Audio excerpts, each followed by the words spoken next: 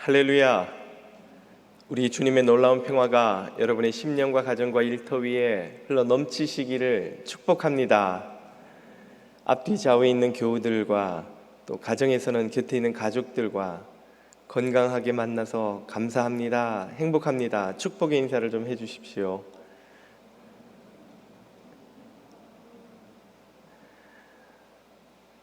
힘겨운 팬데믹의 시대이지만 끝까지 건강하게 승리하시기를 또 축복합니다.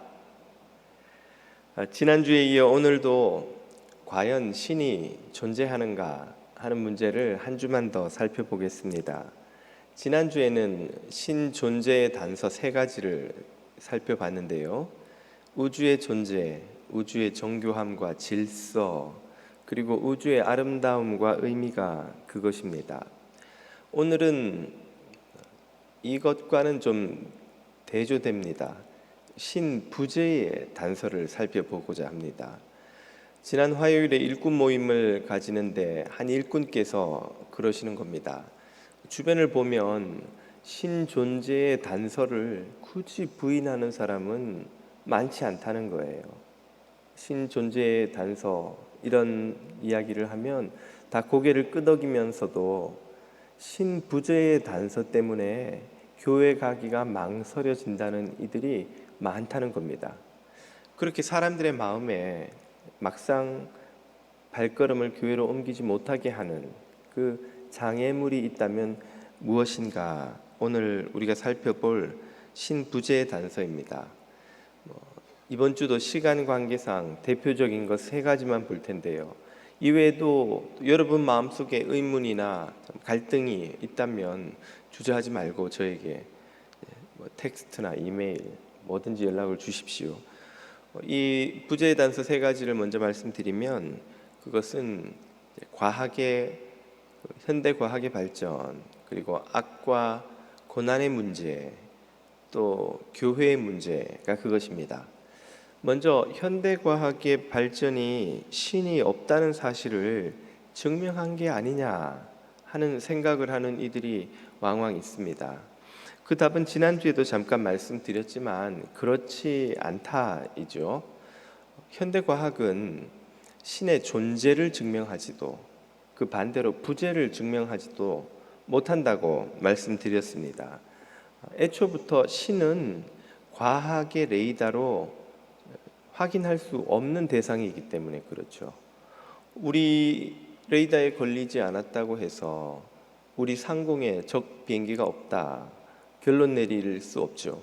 요즘은 스텔스기 같은 첨단 기술을 가진 비행기는 레이더에 걸리지도 않은 채 얼마든지 날아다닐 수 있지 않습니까? 이 과학의 레이더로는 신을 포착할 수 없는 거죠. 그렇다고 해서 과학이 보지 못하니까, 우리가 확인하지 못하니까 신은 없다 그렇게 결론 내릴 수 없다는 말이죠. 하지만 목사님, 적어도 과학과 신은 그렇지 않다 할지라도 성경과 과학은 충돌하지 않습니까? 창조론과 진화론만 봐도 서로 갈등을 겪는 걸 보면 기독교가 과학에 의해 부정되는 것 아닌가요? 하는 생각도 가지실 수 있겠죠. 양쪽 모두 오해를 크게 하고 있다고 답을 드릴 수 있겠습니다. 창조론을 주장하며 진화를 부정하는 이들이나 진화론을 믿으며 또 창조를 부인하는 이들이나 서로 한 가지 오해를 가지고 있습니다. 양쪽 모두 같은 대상, 생명을 다루지만 다른 측면을 논하고 있다는 거죠. 한쪽은 생명의 기원에 대해서 말하고 있고 한쪽은 생명의 존재 방식에 대해서 말하고 있는데 이 둘은 서로 대립되는 것이 아닙니다. 비유하자면 이런 거예요. 한국의 장모님께서 그 간장게장을 얼려서 한번 보내주셨는데 요즘은 그 진공 포장 이런 게 발달을 해서 이렇게 다 요리한 거를 얼려가지고 보낼 수가 있더라고요. 그 택배를 받아서는 저녁 식탁에 둘러앉아서 맛있게 밥을 먹는데 아이 둘이서 서로 논쟁을 하는 겁니다. 이거 할머니가 보내준 거야. 그러니까 좀 나이 많은 놈이 콧방귀를 뀌면서 이거 우체국에서 들고 온 거야. 뭔 소리를 알지도 못하면서 그러면서 둘이서 막 말싸움을 해요. 자, 누가 맞습니까? 할머니가 보내준 거예요? 우체국이 준 거예요? 둘 다 맞죠. 할머니는 그걸 보내신 분이고 우체국은 그걸 들고 온 기관이잖아요. 택배의 기원은 할머니요, 택배의 운반자는 우체국인 거예요. 그 둘은 서로 대립되거나 싸울 일이 아닙니다. 창조론과 진화론이 지금 그와 같은 형국에 놓여 있는 것입니다. 서로 싸울 문제가 아니에요. 창조론은 생명의 기원이 창조주 하나님이시다 하는 신앙 고백이고, 진화론은 그 생명이 이 지구 위에서 어떤 방식으로 존재하며 생존해 왔는가를 탐구하는 학문입니다. 서로가 겹치는 영역이 아니에요. 같은 대상을 다루지만 서로 겹치는 대상이 아닙니다. 이건 마치 한 남자를 여기 세워놓고 의사가 이렇게 보면서 이 남자의 몸은 70%의 물과 몇 퍼센트의 기름과 몇 퍼센트의 철분이 함유된 뼈와 뭘로 구성되어 있습니다 라고 말하는 것과, 다른 사람이 그 남자를 보면서 이분은 우리 아버지예요 라고 말하는 것과 똑같은 거예요. 이 존재는 아버지입니까? 혹은 이 물과 철분과 기름 덩어리로 구성된 유기체입니까? 둘 다 맞죠. 한쪽은 과학적 물리적 입장에서 그 존재를 본 것이고, 다른 한쪽은 자신과의 관계에서 그 존재를 보는 것이죠. 창조와 과학의 논쟁이 이와 같은 것입니다. 우리 생명은 하나님께로부터 왔어요 하는 말과 이 생명은 진화돼서 여기까지 왔습니다 하는 말이 서로 대립되는 것이 아님에도 불구하고 사람들이 그 영역을 혼동하고 지금 갈등을 겪고 있는 거라는 말씀입니다. 제 설명을 여기까지 듣고 나면 아마 이런 의문이 드시는 분도 계실 거예요. 그럼 목사님, 진화론이 다 맞다는 말씀인가요? 목사님은 진화론을 맞다고 인정하시는 겁니까? 이 진화론이 진리냐, 진실이냐, 사실이냐, 이 질문에 대한 답은 본질적인 것이 아니라고 제가 말씀드릴 수 있겠습니다. 기독교계 내에도 성경의 창조 기사를 문자 그대로 믿으면서 진화론을 배격하는 이 아주 보수적인 입장과, 하나님이 생명을 진화를 통해 창조하셨다고 믿는 유실론적 진화론자들, 아주 진보적인 이들까지 양극단 사이에 수많은 스펙트럼이 있습니다. 그 중간에는 종의 진화는 인정하지만 종 간의 진화는 인정하지 않는, 그러니까 물고기가 계속 물고기인 상태에서 진화하는 건 인정하지만 물고기가 어느 순간 양서류를 거쳐 포유류가 되는 이런 식의 종 간의 진화는 받아들이지 않는 입장까지 여러 스펙트럼의 입장이 있다는 말이죠. 그 중에 뭐가 가장 성경적인 입장인가요, 목사님? 그건 제가 답할 수도 없고 답할 필요도 없다는 것이 제 답입니다. 모든 과학적 진리는 제가 공부하기로는 유보적 진리입니다. 그 말은 더 설득력 있는 새로운 가설이 나올 때까지 잠정적으로 받아들이고 있는 진리라는 뜻이에요. 지금까지 과거의 수많은 과학적 명제가 새로운 명제, 가설에 의해서 대체되어 왔습니다. 천동설이 지동설로 바뀐 것처럼 말이죠. 앞으로는 그런 일이 없겠습니까? 21세기 초반의 과학적 성취가 과학 발전의 종착역이라고 믿는 사람은 아무도 없잖아요. 아마 이 중에도 아무도 계시지 않을 겁니다. 지금까지 과학 발전의 속도보다 훨씬 빨리 엄청나게 지금 과학적 성취가 누적돼 있으니까, 그리고 이 연구를 또 더 촉진시킬 AI의 발달이 지금 엄청난 속도로 이루어지고 있기 때문에 앞으로는 지난 100년에 이루어졌던 과학 발전이 5년, 10년 안에 혹은 어쩌면 2, 3년 안에 벌어질지도 모릅니다. 눈부시게 과학이 발전하면 지금 우리가 내리고 있는 세계에 대한 잠정적 결론이 더 설득력 있는 새로운 관찰 증거를 보완한 새로운 가설로 얼마든지 대체될 수 있다는 거예요. 그 말은 우리가 지금 이 스펙트럼이 넓은 입장 중에 어느 하나에다 기독교 진리를 갖다 얹는 순간 얼마 지나지 않아 몇십 년 혹은 몇 년이 지나지 않아 대체될 수 있는 부실한 기초 위에다가 기독교적 믿음을 얻는 그 실수를 범하게 되는 것이죠. 다시 한번 전에도 말씀드린 사실을 확인하자면 성경은 과학책이나 역사책이 아닙니다. 우리 교단이 받아들이는 웨스트민스터 신앙 고백이나 우리 교단 헌법 교리서에도 보면 명확하게 성경의 성격을 이렇게 설명해 두었어요. 성경은 삶과 신앙의 무오한 진리이다. 성경은 진리예요. 어디에 우리가 어떻게 사는가, 무엇을 믿는가 하는 것에 관한 무오한 틀림이 없는 진리죠. 진리. 그걸 과학적, 역사적 진리로 오해를 하면 성경에서 과학 발전에 기여할 무슨 정보를 찾아내려고 성경을 탐구하게 돼요. 성경에서 역사적 사실을 확인할 만한 이 증거를 자꾸 찾아내려고 해요. 성경의 역사성을 증명하려고 하는 노력은 아주 의미가 있고 큰 성과를 지금 거두고 있습니다. 고고학의 발전과 더불어. 그럼에도 불구하고 성경은 역사적 사실을 우리에게 전달하기 위한 목적의 책이 아니에요. 과학도 마찬가지입니다. 성경은 우리의 삶과 믿음에 관한 정확무오한 진리이지요. 우리는 생명이 하나님께로부터 왔음을 믿습니다. 이 사실은 과학이 얼마나 발전해도 변함없는, 부정할 수 없는 진리예요. 그러므로 이 믿음을 어떤 과학적 발견 혹은 결론과 결합하는 거느냐 하는 문제로 우리가 너무 고민하고 갈등할 필요가 없습니다. 그것은 이제 각자가 그 과학에 대한 이해와 입장을 선택할 수 있는 것이지만 분명한 것은 과학이 발전해서 결코 하나님의 부재를 증명한 적은 없다는 것이죠. 우리의 신앙이 과학을 부정하거나 과학과 충돌할 일이 아니라는 것입니다.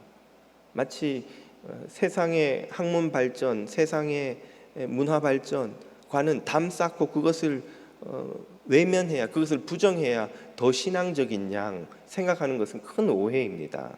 초기 기독교 신학을 발전시켰던 많은 교부들이 당대 최고의 석학들이었어요. 당시로서는 최고의 이성적 과학적 사고를 하는 이들이었습니다. 무조건 세상에 문 닫고 눈 감고 무조건 나는 이것만 성경만 읽지 딴 건 생각 안 해. 그런 사람들이 우리 기독교를 발전시켜 온 게 아니에요. 그러므로 과학의 발전이 하나님의 존재를 부정했다는 편견을 가질 이유가 전혀 없다는 것이죠. 그렇게 생각하는 이들은 과학에도 신앙에도 다 깊은 오해를 갖고 있는 것입니다. 두 번째 단서는 좀 더 감성적입니다. 그것은 악과 고통의 존재입니다. 선하고 전능하신 하나님이 살아계신다면 왜 세상에는 악과 고통이 이렇게 많으냐는 것이죠.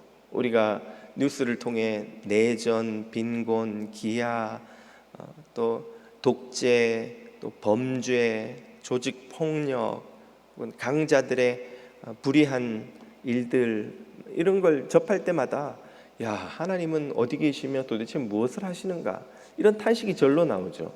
게다가 그런 문제가 우리의 개인적인 경험이 되면 더더욱 심정적으로 큰 회의를 느낍니다.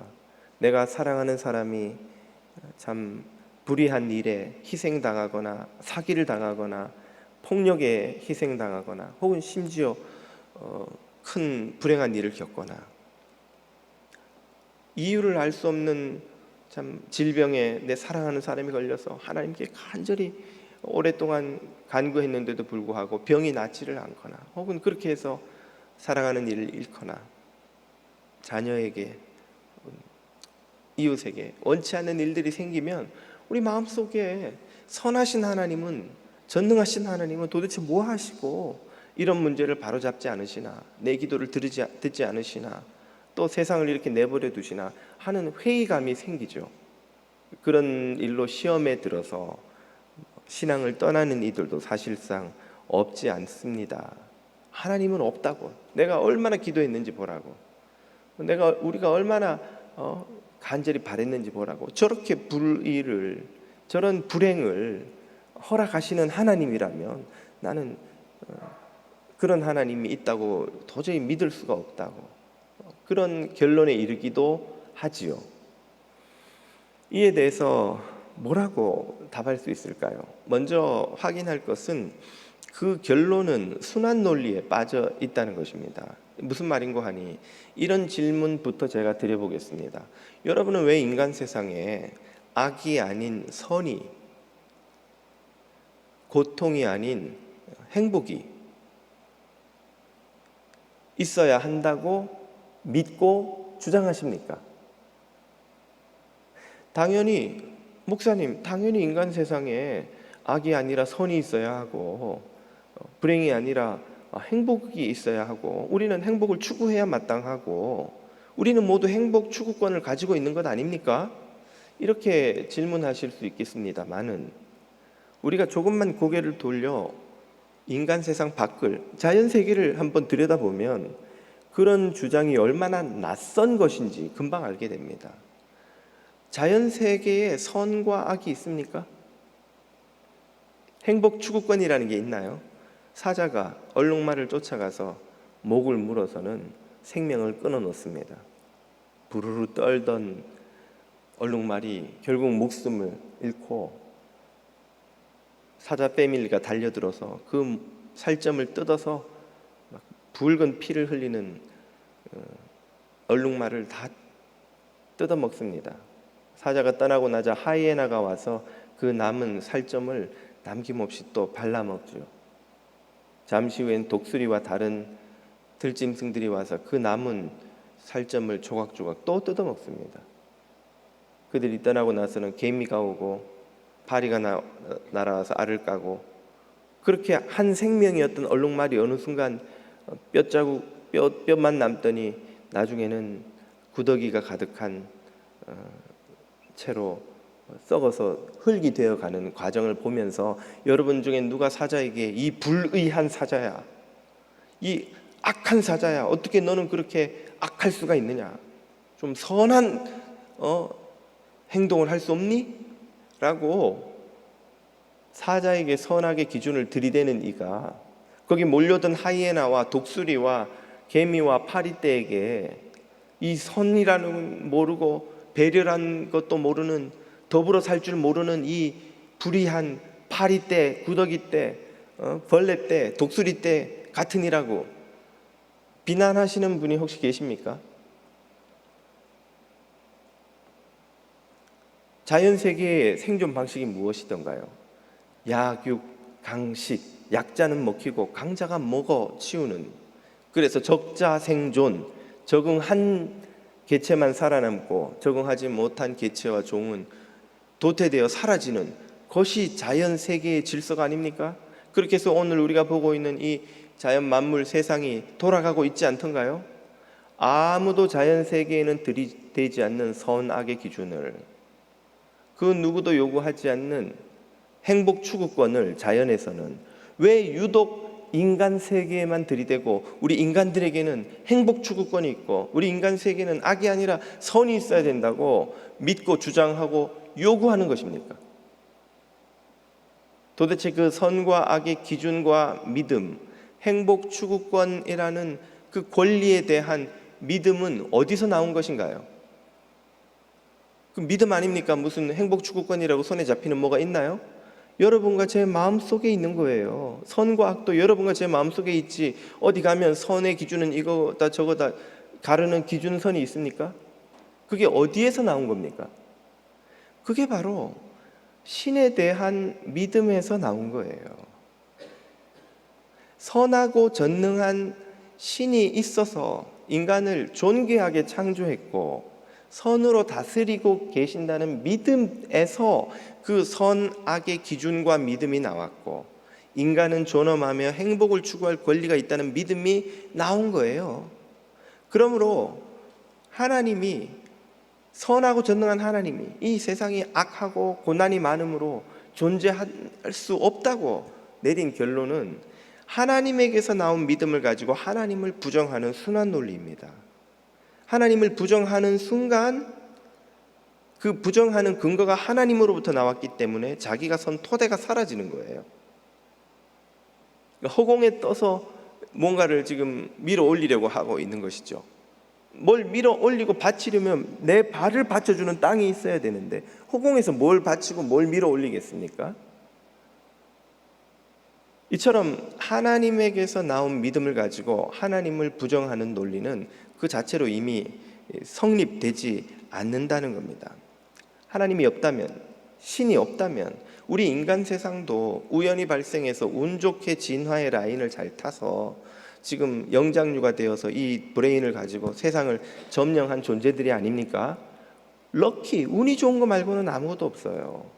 그러면 저 사자와 저 얼룩말에 먹히는 일이 우리 인간 세상에서 똑같이 일어나지 않아야 할 이유가 없는 겁니다.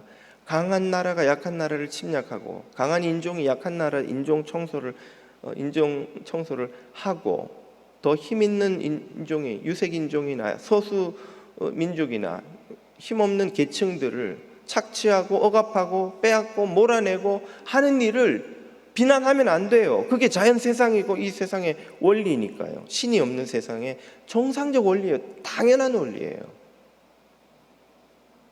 그런데도 불구하고 우리는 여전히 인간 세상에서만은 악이 아니라 선이 있어야 하고 또 그 선을 우리가 판단하고 있고 불행이 아니라 행복이 있어야 하고 우리는 당연히 그걸 추구할 권리가 있다고 주장하고 있죠. 뭘 증명합니까? 그런 주장이야말로 신이 있다는 것을 우리가 이미 받아들이고 있음을 증명해 주는 거예요. 그러므로 자연 세상의 악과 고난의 존재는 신부재의 증거가 아니라 오히려 신존재의 증거라고 할 수 있는 겁니다. 전에도 설명드렸지만 우리가 살아가는 이 문명 세상은 신에 대한 믿음 위에서 선 것입니다. 참신을 믿는 믿음 위에 건강한 문명이 서고 거짓인 우상을 믿는 믿음 위에 병든 문명이 서죠. 그 문명은 오래가지 못하고 구성원들이 고통을 받고 결국은 무너집니다.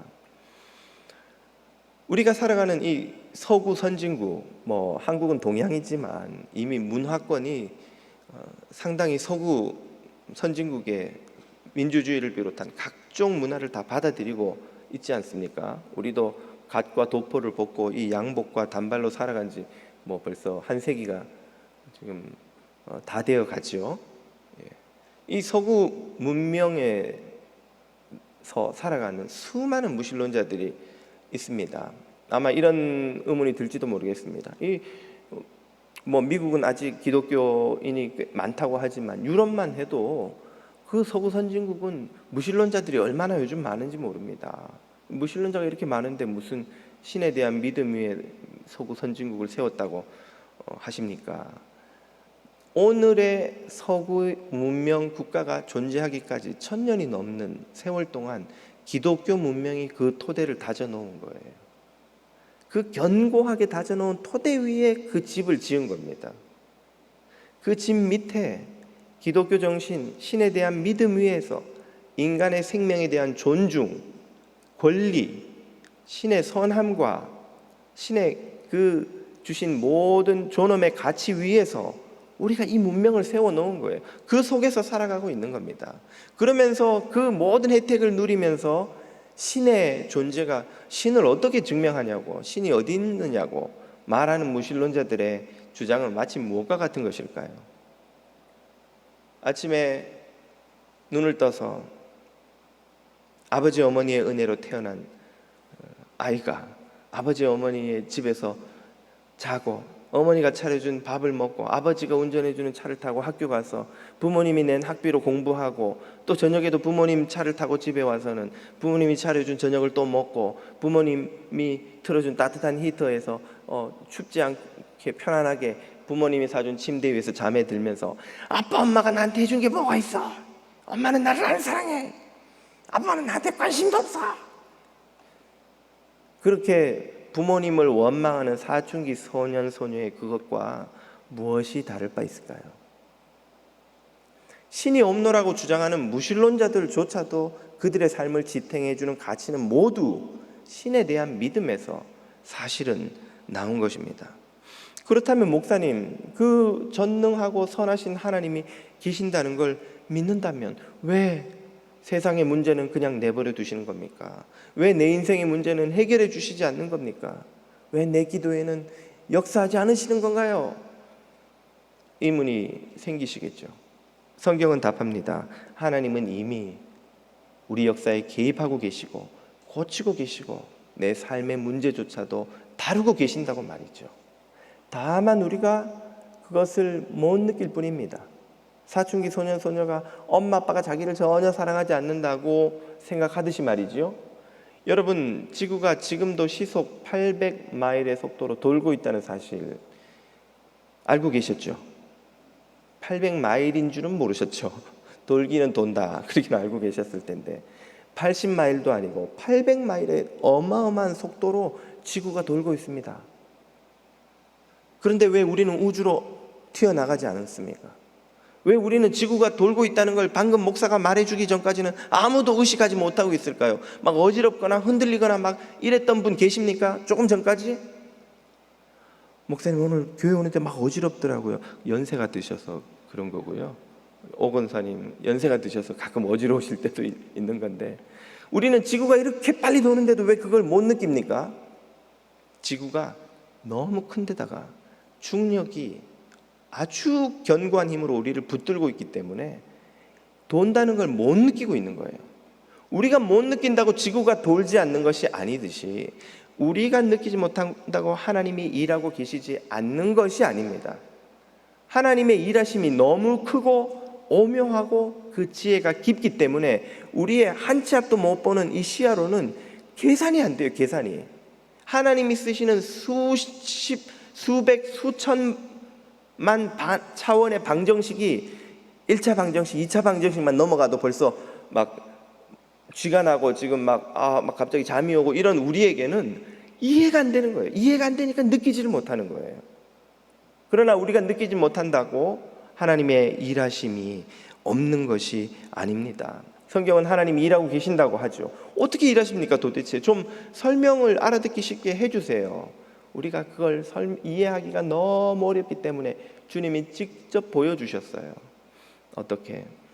성육신을 통해 하나님의 아들이 이 땅에 연약한 인간의 몸을 입고 오셔서 우리 인간이 겪는 가난과 빈곤과 질병과 배고픔과 차별과 멸시와 억압과 착취와 모든 죄악이 만들어낸 고난을 다 몸소 겪으셨습니다. 아시다시피 팔레스틴에서 2000년 전의 목수는 그 사회에서 가장 무시당하는 보잘것없는 직업 중에 하나예요. 그 집안에서 태어나서 마치 아이들이 우리 부모님의 직업을, 우리 엄마 아빠를 어디 가서 자랑하고 싶어 하지 못해서 학교 가면 막 아이들이 막 피해 다니는 그런 거 겪어보셨어요? 전 우리 사랑의 피껏 갔다가 사랑아 한번 불렀다가 얼마나 욕을 먹었는지. 왜 소리치냐고, 다 알고 있다고 내가 듣는데 나 아는 척하지 말라고 막. 시험에 들어서 그날 정말 목사로서 해서는 안 될 일을 할 뻔했어요. 잠도 안 오고 막. 사랑이가 무슨 마음으로 그랬는지 모르겠으나 여러분, 부유하고 넉넉하고 유복하고 많이 배운 부모님 아래서 자라지 못한 아이들은 그런 마음을 가질 수 있습니다. 여러분이 어릴 때 그런 마음을 가지셨을 확률이 여기에 있는 3분의 2 이상이라고 저는 확신해요. 왜? 그 당시 우리 사회에서 살던 사람 중에 그런 복을 누리고 산 사람이 별 비율상 많지 않기 때문에. 그런 마음까지도 주님은 이해하실까? 저는 이해하신다고 봐요. 가난한 목수 집에서 태어나서 공생애를 시작하면 야, 제가 목수집 그 요셉 아들 아니야? 하는 소리를 들으셔야 했던 예수님의 어린 시절은 그런 우리들의 마음까지도 이해하시는, 당연히 가난하고 배고픔을 다 겪으셨고 지금도 제3세계 가면 하루 2끼 먹는 인구가 많습니다. 하물며 2000년 전에도 말씀드렸지만 왜 예수님이 가는 곳마다 병자가 그렇게 많았나? 그만큼 못 먹고 병들고 가난해서 그냥 병을 몸에 달고 사는 사람들이 인구의 대부분이었던 거예요. 그렇게 성육신하신 주님은 우리에게로 내려오셔서 우리의 고통과 고난을 다 함께 겪고 계시는 거예요. 고3 학생이 밤늦게까지 잠을 자지 못하고 시험 공부를 하면 엄마 마음이 어때요? 내가 할 수만 있으면 대신 공부해 줄 수 있으면 좋겠는데 그게 안 되니까 아이가 잠들 때까지 거실에 앉아서 함께 잠들지 못하고 기도하다가 뜨개질을 하다가 책을 보다가 아이와 함께 잠들려고 하는 그 마음, 사랑하는 자식의 고난에 동참하는 부모의 마음이죠. 주님이 성육신 하셔서 우리 곁으로 내려오셔서 우리가 겪는 고난을 다 함께 겪으십니다. 왜요? 그래야 우리를 이해하고 우리의 아픔에 동참하실 수 있으니까요. 그게 사랑하는 분의 마음이니까요. 그래서 어디까지 내려오시는가? 인간이 당할 수 있는 최고의 육체의 고통과 인격적 모멸과 수치를 다 겪는 십자가까지 내려오셔서 십자가에서 피 흘려 죽으심으로 인간이 겪는 악과 고통의 원인을, 죄를 해결하셨습니다. 죄값을 당신이 다 치르셨어요. 그리고 부활과 승천하심으로 하나님 우편에서 이 세상을 다스리심으로 그 악과 고통과 싸우고 계십니다. 그리고 마침내 재림하심으로 최종적인 악과 고난을 심판하시고 완전한 승리를 선언하실 겁니다. 주님이 그렇게 승리를 선언한 그 세상에서는 더 이상 악도 고통도 남아있지 않을 겁니다. 그래서 계시록 21장에서 새하늘과 새 땅에서는 더 이상 우는 것도 아픈 것도 죽는 것도 이 땅에서의 슬픔도 다 지나가고 처음 세상은 지나갔으니 처음 세상이 끝났다는 거예요. 그 세상의 악과 고통이 다 심판받아 사라졌다는 거예요. 그런 세상을 주님이 지금도 만들고 계십니다. 지금도 우리 눈에는 보이지 않지만 악과 고통과 고난과 주님은 싸우고 계시는 거예요. 어떻게 그걸 알 수 있습니까? 지구가 자전한다는 걸 우리가 느끼지는 못하지만 잘 관찰해 보면 해가 정확하게 변함없이 24시간마다 지구를 한 바퀴 도는 것을 보면서 떴다가 지고 떴다가 지고, 이게 역사가 시작된 이래 단 한 번도 예외 없이 규칙적으로 이루어지죠. 이걸 보면서 지구가 돌고 있구나 알 수 있죠. 관찰을 잘 해보면.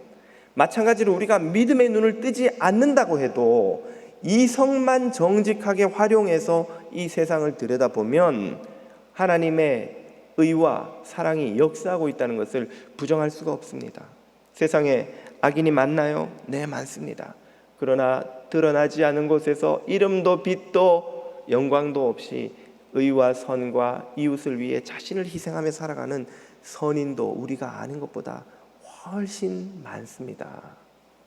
세상에 불행이 많습니까? 네, 많습니다.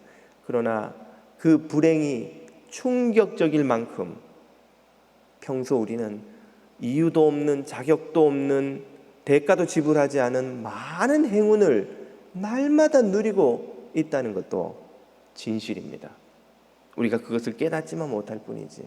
여러분, 한 번은 오늘 말 난 김에 사랑이로 그냥 끝내겠습니다. 사랑이가 미들스쿨에 올라가서 생일을 맞았는데 친구들이 이제 다 셀폰을 가지고 있다는 거예요. 제가 아내와 의논을 해보곤 이제 사랑이도 셀폰 가질 때가 됐지. 아이폰 SE 그 빨간색을 구해다가 생일 선물로 서프라이즈로 줬습니다. 그걸 딱 열어보더니 사랑이가 얼굴이 막 태어나서 처음 보는 그런 행복한 표정으로 엄마 아빠 나한테 왜 이렇게 잘해주는 거예요? 그러는 거예요. 그 순간 제가 마음에 딱 떠올랐어요. 하나님이 나한테 왜 이렇게 잘해주시는 걸까? 내가 뭐라고 하나님이 나를 구원하시고 대구 총구석에서 태어나 자란 나를 이 미국 땅까지 데리고 오셔서 대구 출신의 교우 여러분 죄송합니다. 제가 사는 동네만 총구석입니다. 여기까지 데리고 오셔서 목사를 만드시고 이렇게 좋은 교회, 좋은 성도들과 함께 하나님을 섬기며 지금도 수많은 사람들이 선교사가 와서 나누어 주는 나라에서 살고 있는데 우리는 가서 나누어 줄 수 있는 나라에 살면서 이 복지를 누리는가? 오늘도 눈 떠서 호흡하고 음식을 먹고 소화시키고 내 두 다리로 걷고 운전하고 일을 하고 말을 하고 이 눈으로 저 아름다운 단풍이 지는 가을의 풍경을 보면서 감탄하고 불어오는 가을 바람에 이 피부가 느끼는 이런 모든 경험을 내가 무슨 대가 지불을 했나, 무슨 잘한 일이 있나, 무슨 자격이 있나, 왜 하나님은 나한테 이렇게 잘해 주시는 걸까? 문득 그런 생각이 든 거예요. 우리는 불행한 일이, 원치 않는 일이 생기면 하나님께 하나님 왜 나한테 이런 일이 일어나는 걸 허락하세요? 원망은 하지만 우리가 매일 누리는 이 기적 같은 은혜에 하나님 도대체 나한테 왜 이렇게 잘해 주세요? 내가 뭐라고 이렇게 가족을 주시고 이웃을 주시고 이런 공동체에서 이런 교회에서 이런 나라에서 살게 복을 주세요. 왜 나한테 이렇게 잘해 주시는 거예요? 하나님한테 물어보신 적이 있으신지요? 불행이 없지 않지만 우리는 사랑하시고 돌보시는 주님의 은혜의 손길을 훨씬 더 많이 이미 누리고 있는 것 아닌가요? 세상에 악한 일들이 많이 벌어집니다만 의가 역전하는 일이 곳곳에서 일어나고 있습니다. 더 많이 일어나고 있습니다. 어느 문명 할 것 없이 어느 나라 할 것 없이 죄가 있고 악이 있고 병든 병폐가 있고 비리가 있고 부정이 있지만 그럼에도 불구하고 이 문명이 무너지지 않도록 하나님이 의의 손으로 붙들고 계시는 것이 아닌가요? 그러니까 이 나라가 이 문명이 무너지지 않고 그 안에서 저와 여러분이 이렇게 살아가고 있는 것 아닙니까? 생각해 보세요. 한 번씩 경제 위기, 무슨 코비드 위기 뭐 날 때마다 뭐 막 경제가 흔들린다, 나라가 흔들린다, 막 온갖 위기설이 다 나옵니다. 정말 여러분, 이 국가 시스템이 무너지면 여러분이 갖고 있는 그 어카운트에 동그라미 000000 그게 전부 휴지 조각이요, 그냥 숫자로 끝나는 거예요. 캐시 집에 갖고 계신 분 계세요? 아, 은행에 나 이만큼 쌓아놨어요. 그걸 보증해주는 국가 시스템이 무너지면 우리는 그냥 원시 시대로 돌아가는 겁니다. 우리 가진 게 아무것도 없어요. 집 있잖아요. 차 있잖아요. 집 그거 뭐 했을 건데요? 전기 나간 거 며칠 겪어보셨어요? 전기 나가면 그냥 원시시대예요. 이 미국이라는 초강대국이 지금 중국에서 전기가 없어가지고 뭐 촛불 켜놓고 일한다 그러죠. 진짜 우리 문명이 어떻게 지켜지는가 놀라울 때가 있어요. 하나님의 은혜가 우리를 붙들지 않으시면 우리가 누리고 있는 게 아무것도 아닙니다.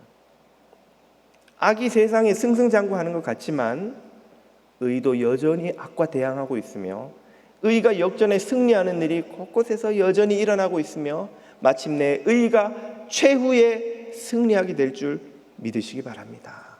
하나님은 아무것도 안 하고 계시는 분이 아니에요. 지금도 쉬지 않고 우리도 모르는 사이에 PS 엔진이니까 전기회사에서 계속 전기를 만들어서 여러분 집에 보내줘서 여러분이 의식도 못하지만 따뜻하게 여름에 시원하게 지낼 수 있는 것처럼 하나님은 지금도 태양에 불을 꺼뜨리지 않으시고 이 우주의 질서를 무너뜨리지 않으시고 이 문명 국가를 무너지지 않게 지키고 계시는 분입니다. 이 사실을 깨달으면 우리는 하나님에게 감히 왜 악과 불행을 내버려 두냐고 원망할 수 없지요. 믿음의 눈을 열어서 하나님을 들여다보면 우리가 조금만 주변을 관찰해도 지구가 돈다는 걸 느낄 수 있는 것처럼 하나님이 여전히 일하고 계신다는 것을 성경이 증언하는 것을 이 세상을 관찰하는 것을 통해서 믿음의 눈을 열어서 얼마든지 볼 수 있습니다. 살아서 이 세상을 여전히 고치고 계시고 구원하고 계시고 마침내 구원하실 우리 주님을 발견하실 수 있기를 주님 이름으로 축복합니다. 마지막 신부제의 단서로 꼽히는 것은 부도덕한 기독교인들입니다. 종종 도덕적인 무신론자보다 더 부도덕한 기독교인들을 자주 본다고 그것 때문에 교회 가기가 꺼려진다는 이들이 왕왕 있습니다. 이해 못할 바가 아니죠. 누구나 겪을 수 있는 마주치는 참 마음의 장애물입니다. 혹시 여러분이나 주변 분들이 교회 목사, 장로, 권사, 기독교인들에게 사기당하신 적이라도 있다면 더더욱 그런 그 거부감은 아주 강력한 신념이 될 수 있죠. 영국에 유학할 때 간디가 성경을 읽고는 너무나 감명을 받은 나머지 교회를 찾아갔다는 거죠. 그랬더니 교회 입구에서 유색인종이 모이는 교회는 저쪽에 있으니까 가라고 거부를 당했다는 겁니다. 간디는 그래서 유명한 말을 남겼습니다. 성경을 읽으면 그리스도를 믿지 않을 수 없는데 기독교인을 보면 그리스도를 믿을 수가 없다. 다 기독교인이라는 영국인들이 자기 조국을 침략해서 착취하는 것을 보면서 간디가 결국은 교회의 문턱을, 신앙의 문턱을 넘지 못한 이유라고 그 자신도 설명합니다. 하나님이 살아계신다면 믿는 자들이 왜 이렇게 문제가 많습니까? 부도덕한 이들이 많습니까? 교회는 이렇게 문제가 많나요? 그러니 하나님이 살아계신다는 걸 받아들이기 어렵습니다. 이런 이들에게 뭐라고 우리는 답할 수 있을까요? 몇 가지 답변을 시도해 볼 수 있습니다. 첫 번째는 메신저의 부실함이 메시지의 거짓됨을 증명하는 것은 아니다. 뭔 소리예요, 목사님? 이런 거죠. 수학 교사가 미분을 학생들에게 잘못 설명을 했어요. 그렇다고 해서 미분이라는 그 수학의 공리가 거짓이 되는 것은 아니란 말이죠. 그 교사가 미분을 잘못 이해한 거지. 미분의 공리가 바뀌거나 틀리거나 한 게 아니다 이 말이에요. 설명을 잘못했다고 해서 2 더하기 2가 4가 되지 않고 5가 되지 않는다는 말입니다. 이처럼 하나님을 믿는 자들에게 문제가 있다고 해서 하나님 자체가 존재가 부정되는 혹은 그 가르침이 거짓이 되는 것은 아니라는 말입니다. 논리적으로는 맞는 말이죠. 그러나 심정적으로는 공감이 잘 안 될 수 있습니다. 내가 교인에게 사기당해서 지금 교회는 꼴도 보기 싫은데 이 말이 설득력이 있을까? 그런 의문은 듭니다. 두 번째 설명은 교회 문이 너무 크다는 것이죠. 다시 말해 교인을 받아들이는데 자격 심사가 없습니다. 예수님을 믿느냐 안 믿느냐, 이 사람이 도덕적이냐 아니냐 이런 걸 전혀 심사하지 않고 문을 활짝 열어놓고 다 받아들여요. 그러다 보니까 진짜 그리스도를 믿는 사람뿐 아니라 믿지 않는 사람도 다른 목적으로도 얼마든지 교회는 드나들 수 있고 그들이 일으키는 문제도 교회 밖에서 보면 다 교인이 일으키는 문제죠. 교회를 다니니까. 그러나 그것 역시 교회가 짊어져야 할 짐이라고 할 수밖에 없습니다. 밖에 있는 사람들에게 문제 일으키는 사람은 다 진짜 기독교인이 아니에요. 이런 말은 설득력도 없지만 팩트가 아닐 가능성도 있죠. 예. 마지막 설명은 이것입니다. 교회 문만 큰 것이 아니라 복음도 너무 크다는 것이죠. 복음은 다른 종교와 달리 사람들에게 구원받기 위해 선함이나 자격이나 공로나 능력이나 교양이나 무슨 수준을 요구하지 않습니다. 복음은 모든 자들을 있는 모습 그대로 주님께 나오라고 하죠. 다시 말해 구원받기 위해 도덕적일 필요가 전혀 없습니다. 심지어 성경은 죄가 더할수록 은혜가 더하다고 마치 더 큰 죄인일수록 더 좋은 그리스도인이 될 수 있는 양 하는 그런 뉘앙스의 말씀도 주시죠. 예수님도 당신이 이 땅에 오신 이유가 의인을 찾기 위해서가 아니라 죄인을 찾아 회개하기 위해서라고 하셨습니다. 죄인을 찾는 게 복음이에요. 그러면 복음은 죄인에게 더 매력적입니까? 의인에게 더 매력적입니까? 당연히 죄인에게 더 매력적이지 않겠어요? 자기가 의롭고 절제력 있고 도덕적이고 훌륭하고 자격 있는 사람이라고 믿는다면 어디를 가겠습니까? 그런 사람들을 대접해주는 종교, 신앙을 찾아가겠죠. 도덕적인 사람이 구원 얻고, 구제를 많이 한 사람이 구원 얻고, 율법을 잘 지킨 사람이 구원 얻는다고 가르치는 종교에 가야 내가 대접도 받고, 나 자신의 그 모든 수고가 인정도 받고, 또 프라우드하고, 내가 이 가르침대로 살고 있구나. 여러 가지 얻는 게 많죠. 그러나 복음은 그런 걸 성취한 사람들을 별로 대접해 주질 않아요. 내가 도덕적인데, 그래봐야 넌 죄인이야 인간아. 그렇게 가르쳐요. 내가 이만큼 많이 나눴는데, 다 하나님의 은혜로 한 거지, 네가 한 게 아니야. 내가 사회에서 이만큼 존경받는데, 그래서 하나님 앞에서는 다 똑같은 죄인인데, 복음 앞에서는 대접을 못 받아요. 반면에 멸시받던 인간들은, 손가락질 받던 죄인들은 복음 앞에 오면 자기가 대접받는 걸 깨닫습니다. 당신도 하나님의 자녀예요. 예? 내가 어떻게 하나님의 자녀가 돼요? 인간도 나를 대접해 주지 않는데. 여러분, 교도소 가면 다 죄인인 것 같지만 교도소 안에도 죄인끼리도 멸시받는 죄인이 있다는 거 아세요? 똑같은 죄인이라도 막 입에 담을 수 없는 미성년자를 어떻게 크게 잘못하게 했다던가, 존속 부모나 이런 이들에 대한 무슨 흉측한 무슨 죄를 저질렀다든가 이러면은 막 죄수들끼리도 서로 멸시해요. 나는 인간아, 나는 사기는 쳐도 너 같은 짓은 안 해. 죄인들도 멸시하는 죄인이 있어요. 그런 인간들이 복음 앞에 나오면 당신도 하나님의 자녀예요. 로마에서는 종과 노예들과 말하는 짐승처럼 취급받던 이들이 당신도 하나님의 자녀예요. 똑같은 당신이 섬기는 주인과 귀족과 저 왕족과 그 밑에서 허드렛 일하며 정말 인간 대접도 못 받던 노예가 당신도 저 왕족과 귀족과 똑같은 하나님의 자녀입니다. 우리는 다 여기는 형제니까 형제라고 부르세요. 주인님이 아니라 형제라고 부르고, 종이 아니라고 형제라고 불러야 하면 주인이 오고 싶겠어요? 종이 오고 싶겠어요? 종이 오고 싶잖아요. 죄인이 오고 싶은 곳이 복음이에요. 그 죄인을 부르는 곳이 복음이에요. 그러다 보니까 감옥에서 개종했다고 나오는 사람들은 하나같이 옆에 뭘 끼고 나와요? 성경을 들고 나와요.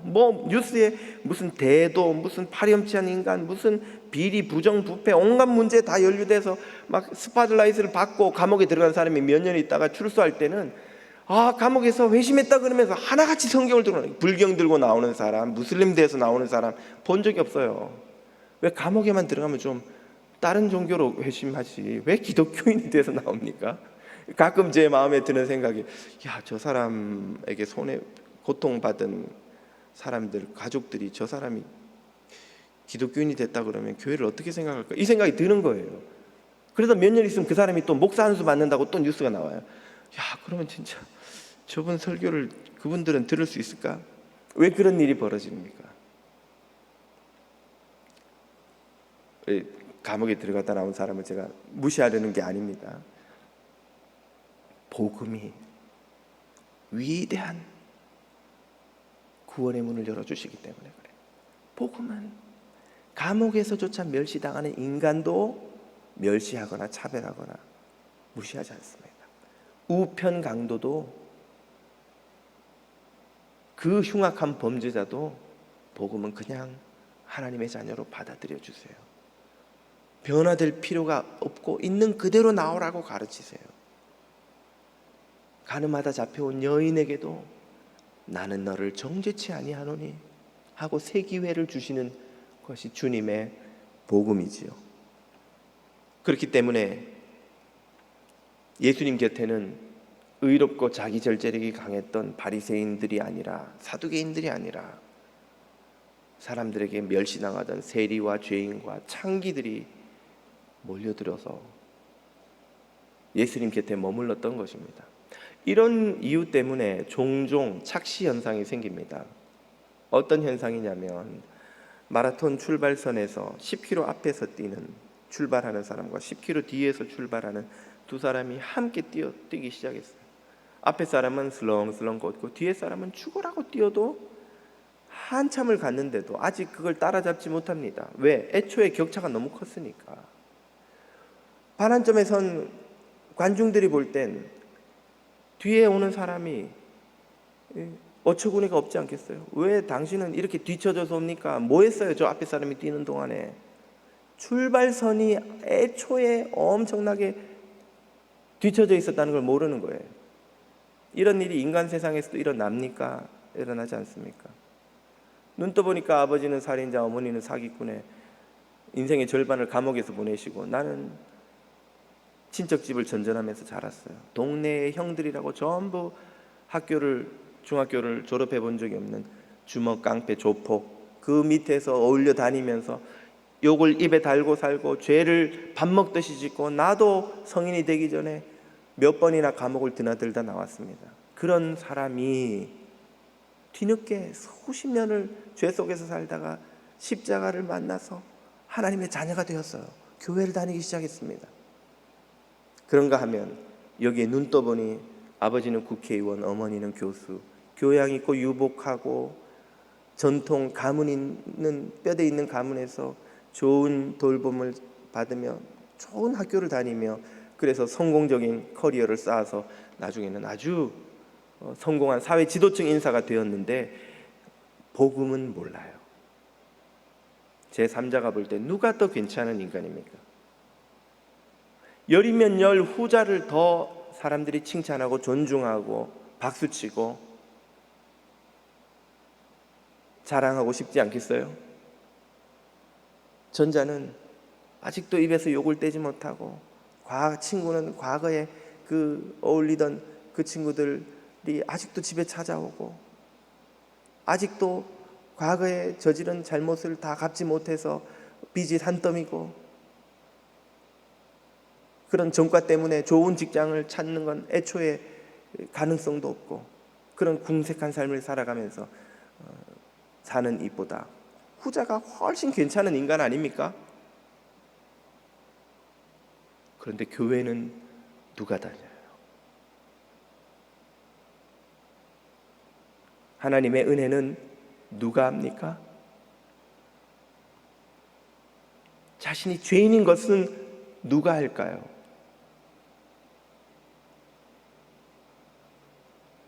하나님의 사랑에 감격하는 건 누구입니까? 하나님 나라에 들어가는 것은 누구입니까? 바로 전자가 아니던가요? 세상 사람 눈에는 후자가 훨씬 괜찮아 보여도 하나님의 은혜를 입고 그 앞에 무릎 꿇는 건 이 보잘것없고 형편없고 손가락질 받고 멸시당하고 인간 같지도 않은 그 인간이 아니던가요? 말입니다. 이것이 바로 복음의 위대한 역전입니다.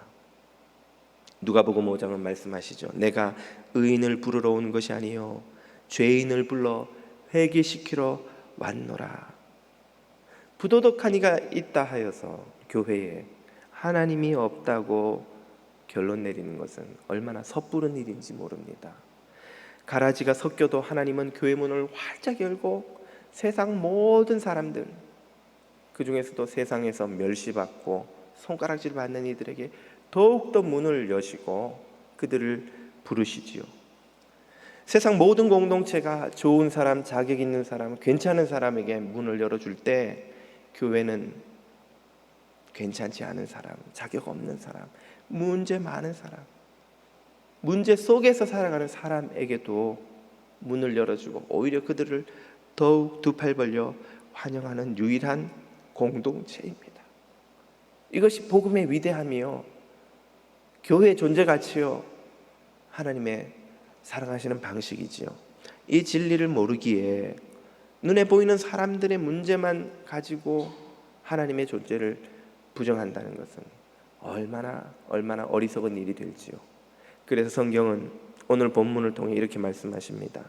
어리석은 자는 그 마음에 이르기를 하나님이 없다 하도다. 저희는 부패하고 소행이 가증하여 선을 행하는 자가 없도다. 여호와께서 하늘에서 인생을 굽어 살피사 지각이 있어 하나님을 찾는 자가 있는가 보려 하신즉 다 치우쳤으며 함께 더러운 자가 되고 선을 행하는 자가 없으니 하나도 없도다. 하나님을 없다 하는 것 얼마나 큰 무지이며 오만입니까? 지금도 세상을 고치고 구원하시는 놀라운 하나님의 사랑과 그 오묘하고 깊은 지혜와 섭리를 깨닫고 그 하나님을 경배하며 전하는 저와 여러분이 다 되시기를 주님 이름으로 축복합니다. 기도드립니다. 감당할 수 없는 사랑과 놀라운 섭리로 이 세상을 고치고 구원하시는 창조주 하나님, 무지와 편견의 어둠에 갇힌 이들이 하나님을 부정하려 할 때에도 살아계신 하나님을 기뻐하고 높이며 경배하고 전하는 종들이 다 되게 하여 주옵소서. 예수님의 이름으로 기도드립니다. 아멘.